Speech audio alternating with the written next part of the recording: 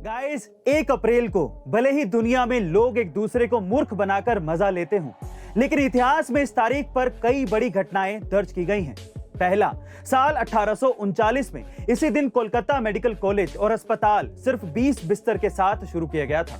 दूसरा, साल 1869 में इसी दिन इनकम टैक्स की शुरुआत की गई थी। तीसरा, इसी दिन साल 1912 में भारत की राजधानी को कोलकाता से बदलकर दिल्ली कर दिया गया था। चौथा, साल 1935 में इसी दिन भारतीय रिजर्व बैंक की स्थापना की गई थी। पांचवा, साल 1976 में इसी दिन स्टीव जॉब्स ने अपने दोस्तों के साथ मिलकर एप्पल कंपनी की स्थापना की थी। और छठा, साल 2004 में इसी दिन गूगल ने जीमेल का ऐलान किया था। गाइस, 1 अप्रैल की ये तारीख सिर्फ अप्रैल फूल के लिए ही नहीं है, बैंकों की क्रांति और टेक्नोलॉजी की शुरुआत की तारीख भी है। ऐसी अमेजिंग नॉलेजेबल कहानी है जोमेटो कंपनी के एक डिलीवरी बॉय मुकेश की, जो बिहार के एक किसान का बेटा है।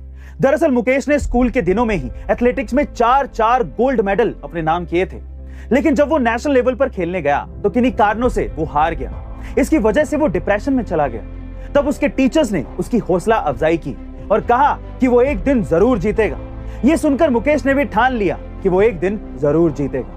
लेकिन मुकेश पर अपनी बहन, जो खुद एक स्टेट लेवल चैंपियन है, उसकी जिम्मेदारी भी थी, तो इसीलिए उसने जोमेटो में डिलीवरी बॉय का काम करना शुरू कर दिया। और जब जोमेटो से पहली बार उसे पैसे मिले तो उसने अपनी बजाय अपनी बहन के लिए स्पोर्ट्स शूज खरीदे।